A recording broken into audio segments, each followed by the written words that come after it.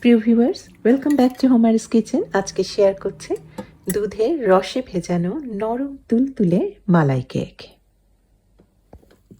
রেসিপিতে একটা সিক্রেট উপকরণ ব্যবহার করা হয়েছে, আর তার ফলে যে কেউ এই রেসিপিতে মালাই কেক তৈরি করলে নরম তুলতুলেই হবে, একদমই শক্ত হবে না।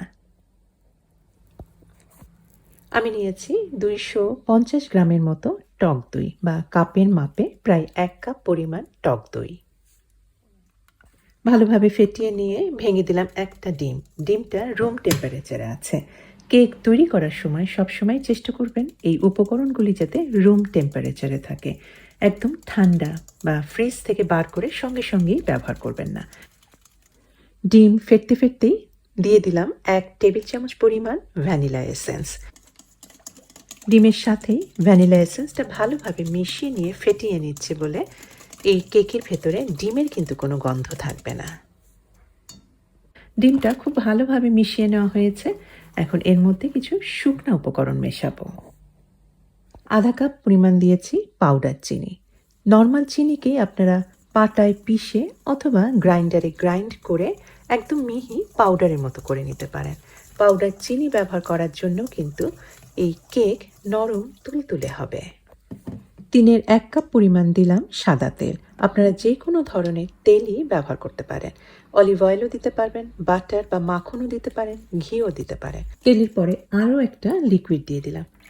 1 কাপ পরিমাণ দিয়েছি ফুল ক্রিম লিকুইড দুধ। এখন মেশাবো সব শুকনা উপকরণ। আমি ঝাঁঝরিতেই চেলে নিচ্ছি যাতে এই ময়দার মধ্যে কোনো লাম্পস বা দলা পাকিয়ে না থাকে। আমি ময়দার পরিমাণ দিয়েছি আধা কাপ পরিমাণ। বেকিং পাউডার দিয়ে দিলাম 1 চা চামচের মতো, আর দিয়েছি আধা চা চামচের মতো খাবার সোডা বা বেকিং সোডা। এই দুইটাকে কখনোই এক করবেন না। বেকিং পাউডারের এক কাজ, বেকিং সোডার আর এক কাজ। বেকিং পাউডার ধরনের কেককে ফোলাবে, আর বেকিং সোডা কেককে নরম করবে। আর দিয়ে দিয়েছি সিকি চা চামচের মতো লবণ। সমস্ত উপকরণগুলি খুব ভালোভাবে এই ব্যাটারের মধ্যে মিশিয়ে নিচ্ছি। আর দিয়ে দিয়েছি হাফ কাপ পরিমাণ এই রেসিপির সিক্রেট উপকরণ সুজি। আমি মিহি দানা সুজিটা ব্যবহার করছি, তবে মোটা দানা সুজিও ব্যবহার করতে পারেন। সুজি দেওয়ার ফলে কিন্তু এই মালাই কেক একদমই শক্ত হবে না। দুধের রস বা মালাই কেকের সব জায়গায় একদম ভেতরে ঢুকে যাবে, একদম নরম তুলতুলে করে ফেলবে।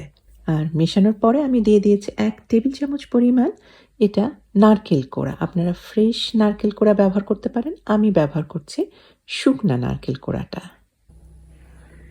সমস্ত ভালোভাবে মিশিয়ে নেওয়া ব্যাটারটা আমি এখন 8 inch by 6 inch heat proof কাচের পাত্রে ঢেলে নিলাম। আর অন্য একটা বাটিতে নিয়েছি 1 মুঠো পরিমাণ কিশমিশ। তবে এটাও কিন্তু অপশনাল।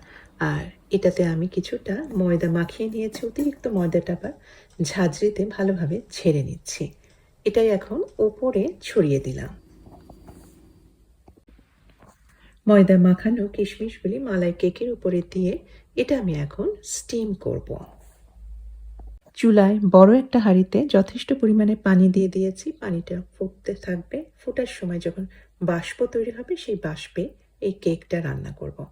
আর স্টিম করার একটাই টিপসটা হচ্ছে কেকের পাত্র বা প্যানটা যাতে পানি স্পর্শ না করে।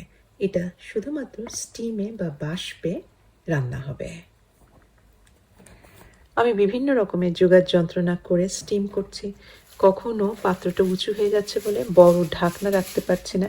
এই আর কি, সব কিছু করার পর আলটিমেট ঠিক মতো বসানো গিয়েছে। ঢাকনা দিয়ে সম্পূর্ণ ঢেকে দেওয়া হয়েছে যাতে স্টিমটা বাইরে বার না হতে পারে। বড় ঢাকনা দিয়ে কাজটা করলাম। এখন এটা স্টিম করব প্রায় 45 মিনিট থেকে ঘন্টাখানেকের মতো। আর কেকের পাত্রটা একটা পার্চমেন্ট বা বেকিং পেপার দিয়ে ঢেকে দিয়েছি। ঢাকনা দিয়েও ঢেকে দিতে পারেন যাতে স্টিম করার সময় বাষ্পের পানিটা কেকের ভেতরে না পড়ে। কেকটা স্টিম হতে থাকুক, আর এই ফাঁকে আমি মালাইটা তৈরি করে নিচ্ছি। আমি একটা হাঁড়িতে নিয়েছি এভাপোরেটেড মিল্ক। আর যদি হাতের কাছে এভাপোরেটেড মিল্ক না থাকে, সেক্ষেত্রে 1 কাপ পরিমাণ লিকুইড দুধের মধ্যে 2-3 টেবিল চামচ পরিমাণ গুঁড়া দুধ মিশিয়ে 2-1 মিনিট জাল দিয়েই কিন্তু এই দুধের মালাই তৈরি করে নিতে পারেন। মিষ্টির জন্য এভাপোরেটেড মিল্কের মধ্যে 2 টেবিল চামচের মতো চিনি দিয়ে আমি একবার জাস্ট বলক দিয়ে নিলাম, ফুটিয়ে নিলাম। ঘন করার দরকার নেই, কারণ এভাপোরেটেড মিল্ক তো ঘনই আছে। আর চুলা থেকে আমি সরিয়ে নিয়েছি। দুধটা গরম আছে, এর মধ্যে আমি ফ্রেশ কার্ডামম বা এলাচ গুঁড়া দিয়ে দিচ্ছি। এলাচ গুঁড়া চুলা থেকে হাঁড়িটা সরিয়ে তারপরে দিয়েছি। এর ফলে এলাচের সুগন্ধটা কিন্তু খাওয়ার সময় পাবেন, এটা কিন্তু একদমই নষ্ট হবে না। এর মধ্যেই মালাই কেক সম্পূর্ণ তৈরি হয়ে গিয়েছে।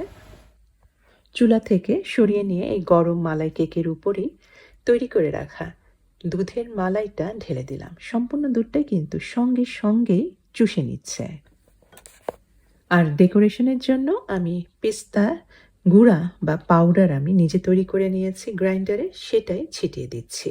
এখন এই মালাই কেক কিন্তু কাটবো না, এটা আমি এখন নর্মাল ফ্রিজে 2-3 ঘন্টার মতো রেখে দেব। 2-3 ঘন্টা পরে ইজিলি কেটে নিতে পারবেন এবং উঠিয়েও নিতে পারবেন, একদমই কিন্তু ভাঙবে না। আর দেখেই বুঝতে পারছেন এই কেক কিন্তু ভীষণ নরম তুলতুলে।